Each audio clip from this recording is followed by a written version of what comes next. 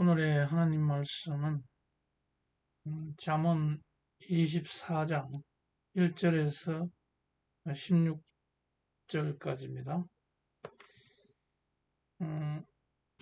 중요한 구절을 제가 읽겠습니다. 24장 5절 지혜 있는 자는 강하고 지식 있는 자는 힘을 더하나니. 6절 너는 전략으로 싸우라. 승리는 지략이 많음에 있느니라. 그리고 14절 지혜가 네 영혼에게 이와 같을 줄을 알라. 이것을 얻으면 정령이 네 장래가 있겠고 네 소망이 끊어지지 아니하리라. 16절 대저 의인은 7번 넘어질지라도 다시 일어나려니와 악인은 재앙으로 말미암아 엎드러지느니라. 잠언 24장은 보면 지혜를 강조하고 또 그 지혜를 넘어서 어떤 전략이 필요하다. 전략으로 싸워야 승리할 수 있다. 승리하는 것은 지략이 많고 적음에 달려있다. 그러니까 지략이 있어야 된다. 이번 이재명 후보하고 6월 3일 대통령 선거에서 김문수 후보가 붙었는데 국힘에서는 지략이 없었던 것 같습니다. 분명히 중도 보수가 총 세력을 연합하려면 그 좌파 세력을 이길 수 있는데도 불구하고 지략이 부족했습니다. 전략이 부족했습니다. 이렇게 해서 계속해서 자중질환 이런 것 때문에 결국은 정권을 내주고 말았는데 크게 보면 윤석열 대통령이 계엄을 일으켜서 그것을 심판하는 그런 선거였는데 그것을 그러한 심판하는 그런 선거에서 국민의 마음을 얻으려면 어떻게 해야 되겠습니까? 당연히 윤 대통령하고 거리를 두고 또 거기 윤 대통령의 아바타라고 할 수 있는 그런 사람은 당연히 나오지 말았어야 됩니다. 그리고 당연히 그 홍준표라든지 또 한동훈이라든지 이런 걸출한 인물들, 국민의 표를 끌어당길 수 있는 이런 인물들이 나와야 되는데 거기에 한 걸음 더 나아가서 유승민 같은 사람이 출마할 수 있도록 당 지도부는 그러한 계획을 짜고 해야 되는데도 불구하고 모든 것을 그 쌍권이라고 불리는 이런 권씨들, 권성동과 권영세 이 사람들은 모든 것을 자기네들이 그 권력을 독차지하려고 하는 이런 프레임으로 했습니다. 누구를 당선시켜야 되느냐? 국민의 폭넓은 지지를 얻는 사람을 당선되도록 해야 되는데 사사건건 안 되는 쪽으로 머리를 쓰다 보니까 김문수라는 아주 음, 맞지 않는 이 시대의 흐름에 맞지 않는 김문수라는 사람은 뭡니까? 머리띠 두르고 그, 으쌰으쌰 노동운동 하는데 적격인 사람 아니겠습니까? 그리고 크게 봐야 노동부 장관 거기에 합당하고 그 이상으로는 국민들이 그분에게 권력을 맡길 수 없는 그러한 걸어온 길 자체가 맞지 않는 사람이었다. 국민들의 지지를 얻을 수 없는 사람이었다. 이렇게 봐야 되겠습니다. 그래서 하도 제가 국민의힘을 어떻게 하면은 다시 국민의 지지를 받을 수 있는 그런 정당으로 할 수 있을까 해서 챗 GPT에서 물어봤습니다. 국민의힘 정당이 국민의 지지를 회복하고 정치적으로 희생하려면 어떻게 하는 게 좋겠습니까? 이렇게 물어봤는데 7가지 전략이 핵심이다 이렇게 나옵니다. 이것은 뭐 하도 앞길이 안 보이기 때문에 제가 한번 물어본 겁니다. 정강정책의 명확화와 현실화, 자유민주주의, 시장경제, 공동체의 책임과 연대, 공정과 정의 이런 가치를 분명히 해라. 그 다음에 중도층과 청년층을 포섭해라. 이것이 제가 봤을 때는 가장 중요한 그 목표인 것 같습니다. 전략인 것 같습니다. 중도층, 보수의 핵심 지지층만 겨냥하는 거기에는 한계가 있고 중도층 2030 세대와 중도층을 위한 실용적이고 미래지향적인 정책을 개발하고 기성 정치 문법에서 벗어난 소통 방식 이것을 강화해야 된다. 이런 제안을 해줍니다. 그 다음에 세 번째로는 공천 혁신과 인물을 교체하라. 깨끗하고 유능한 인물 중심의 공천, 청년, 여성, 지역 전문가를 등용해야 된다. 지금 국민의힘은 윤석열 아직도 윤석열을 빠는 이러한 사람들이 한 4, 50명 됩니다.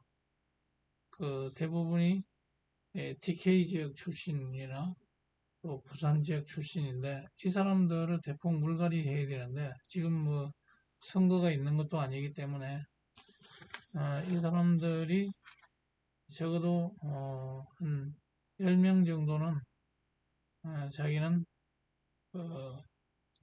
차기 국회의원 선거에는 나가지 않겠다. 불출마를 선언하고 이재명 대통령 기간에는 열심히 싸우겠다. 백의종군하겠다. 이런 사람들이 10명만 나와줘도 지금 분위기는 완전히 새로워질 것입니다.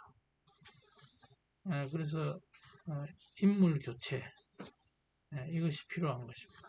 네 번째로는 국민과의 소통을 강화해라. 국민정책 공모제라든지 온라인 공개 토론회라든지 정기적인 타운홀 미팅 이런 것들을 해야 됩니다. 지금 민주당에서는 벌써 이재명 대통령이 타운홀 미팅을 계속 해나가면서 1년 후에 그 지방선거에서 이기기 위해서 벌써부터 신발끈을 메고 하고 있습니다. 그 다음에 민생 중심 정치로 전환시켜야 된다. 국민이 실제로 고민하는 것은 삶의 문제지 공허한 그런 정치적 아젠다가 아니다. 소상공인, 자영업자, 저소득층 등 사회적 약자를 위한 정책을 적극적으로 내놔야 되겠다. 그 다음에 6번째로는 정치개혁에 앞장서야 된다. 국민은 정치 자체의 불신이 크고 정치개혁을 해야 된다. 국회의원 특검 폐지라든지 국회 윤리를 강화하고 선거제도 개혁이라든지 이런 거를 국민들은 원하고 있는데 이런 것들을 좀 해줘야 된다. 또 7번째는 과거와의 단절이 필요하다. 윤석열 대통령과는 일단은 단절을 해야 됩니다. 자기 성찰과 혁신 선언이 필요합니다. 그런데 이것을 안 하려고 해요. 오히려 지금 다 썩은 동아줄에 의존해서 정치를 하려고 하고 있습니다. 근데 지금 보면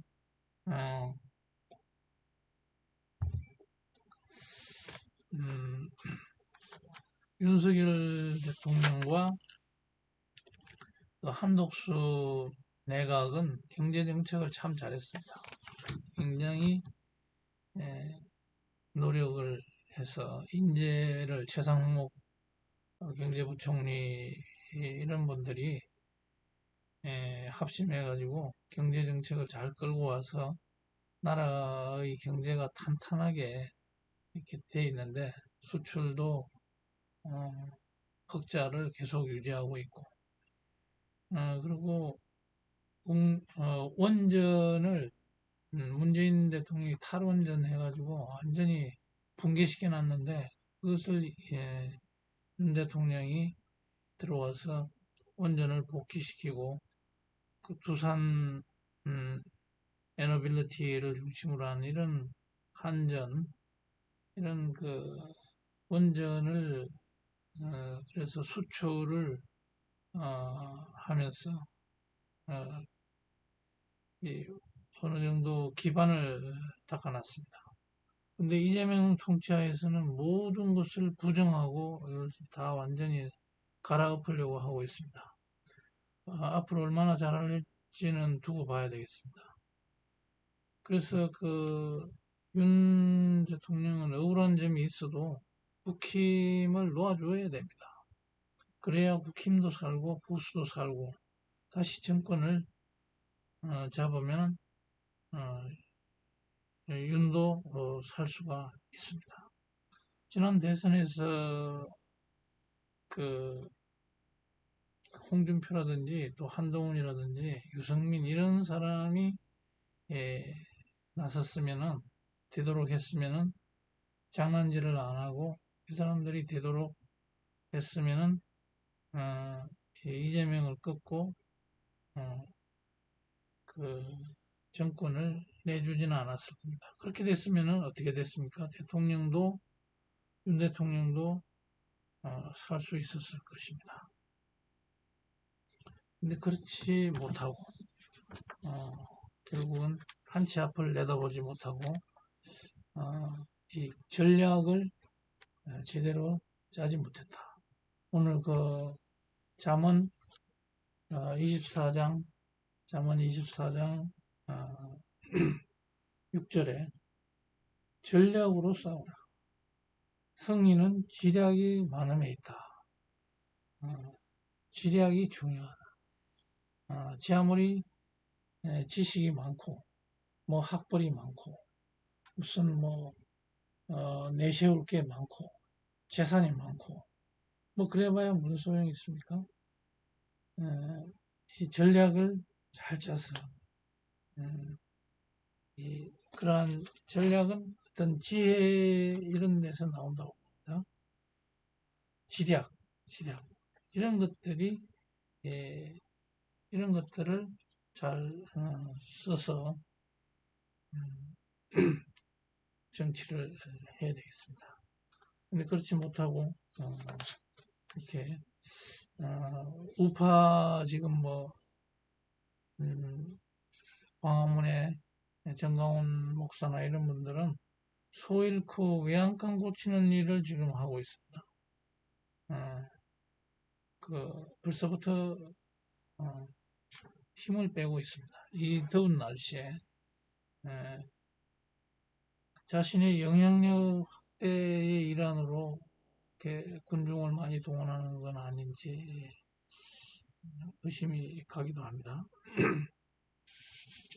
하여간 그 선거에 임해서 지략을 쌓아서 무엇이 중한디 이기는 승리의 전략을 짜는 것이 중요할 터인데 항상 그 임박해서는 자기 욕심을 드러내다 보니까 이게 갈라져 버립니다.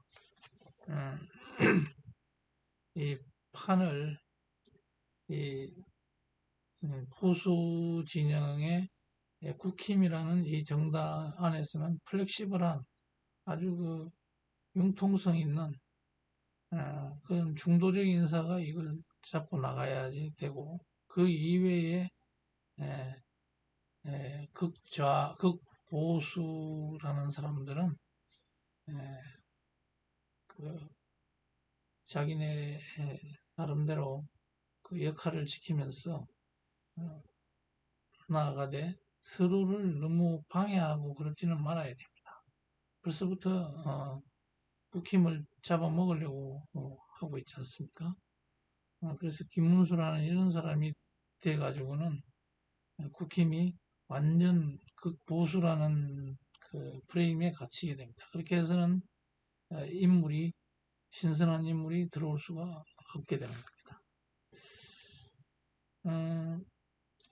지금 이재명 대통령 민주당은 좌파 정당인데 이 좌파 정당이 우리나라를 그동안에 그 권위주의, 보수주의, 권위주의를 혁파하고 오히려 차제에 우리나라를 아주 한 단계 업그레이드 시키고 부흥시키는 이런 IT 강국이 되고 또 AI 강국이 되는 이런 나라를 만들어 줬으면 하는 그런 솔직한 바람입니다. 대만의 그 민진당을 한번 보십시오. 대만의 그 좌파 정권 1916년부터 그 민진당이 정권을 잡아가지고 그 사람들은 그 국민당의 그 보수주의, 권위주의를 청산하고 좌파인데도 친미와 중국 본토와는 거리를 두고 친미주의를 내세워가지고 인재등용, 실용주의, 대만 반도체를 일구어내는 이런 1등 공신이 된 것이 바로 대만 그 민진당 좌파 정권이다. 그래서 그 사람들은 철저히 미국과의 관계를 돈독하게 유지하면서 그 국가의 모든 그 권위주의를 청산하고 아주 그 젊고 신선한 감각을 가진 사람을 그대로 등용해서 내각에 등용해서 그 민주주의의 발전과 더불어 경제를 오늘날 반석 위에 올려놓고 우리 한국보다도 앞서는 이런 경제를 일궈내는데 성공했습니다.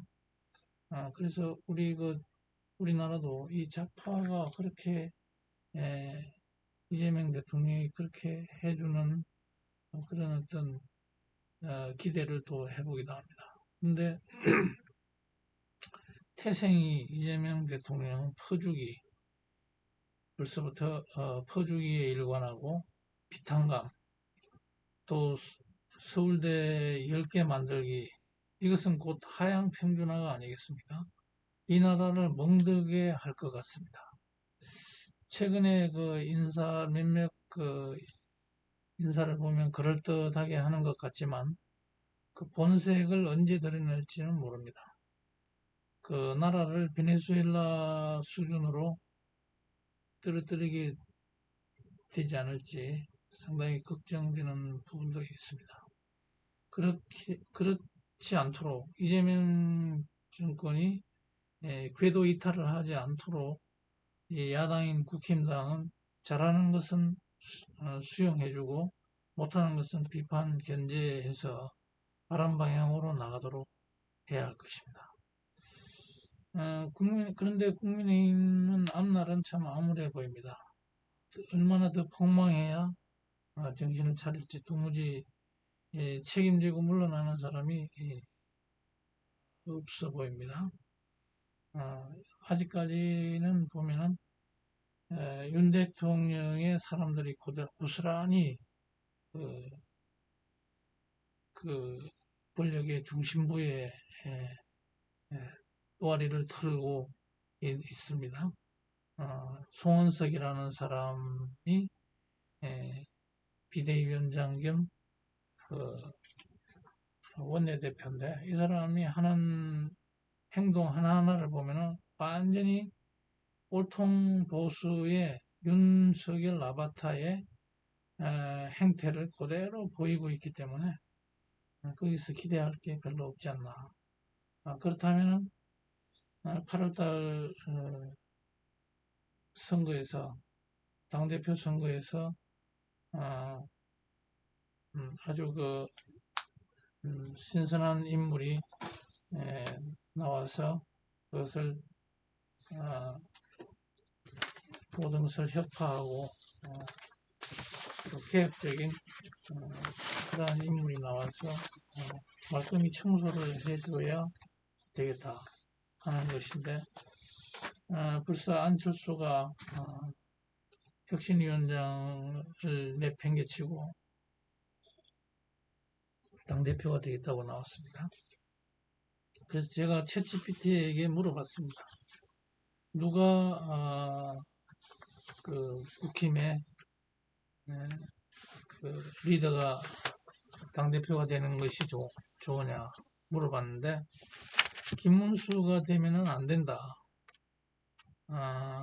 강경 보수 이미지고 중도 확장력이 약해서 이 사람은 안 된다 하는 것이 1등입니다. 제일 먼저 이 사람은 안 된다. 유승민은 굉장히 좋은 걸로 나왔습니다. 근데 당내 반발이 좀 심하다. 배신자 프레임이 있다. 근데 한동훈은 대중적 인지도가 넓고 젊은 층의 매력이 있고 언변과 이미지가 강하다. 근데 정치 경험이 부족하고 독단적 이미지, 당내의 중진들을 포섭하는 그 포섭력이 약하다. 나경원은 뭐냐면 과거 구태 이미지, 전략적 모호성, 그래서 계파 정치에 한계가 있다. 안철수는 중도 확장력이 있는 반면에 카리스마가 부족하고 당내 장악력이 약하다. 어쨌든 여기에서 가장 그래도 잘할 수 있는 사람으로 한동훈, 유승민, 안철수 이런 사람이 GPT에서는 거론을 하고 있습니다.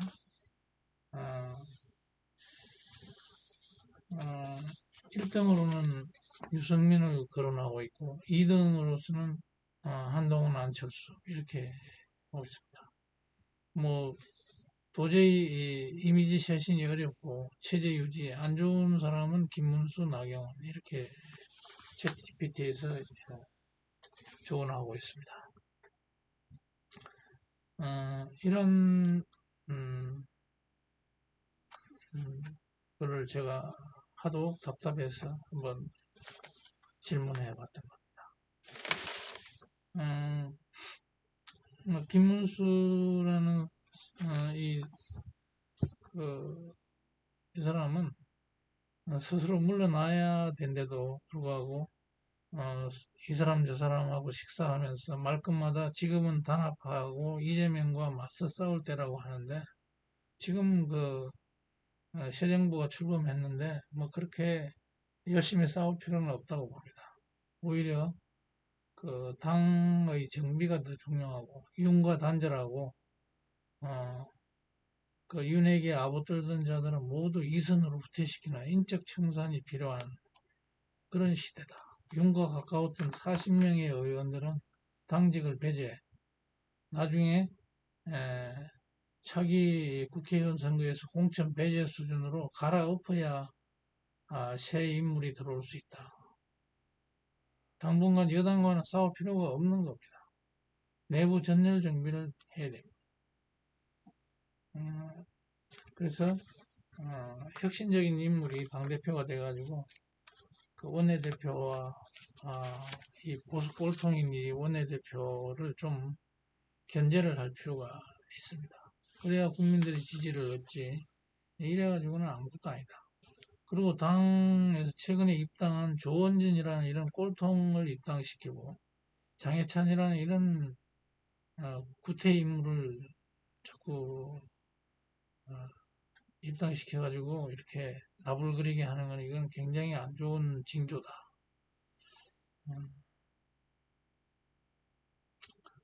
그리고 현재 보면은 그 외곽에 있는 중도 인물들이 자꾸 이재명한테 포섭이 되고 있습니다. 예를 들면 김종인 비대위원장이 이재명한테 완전히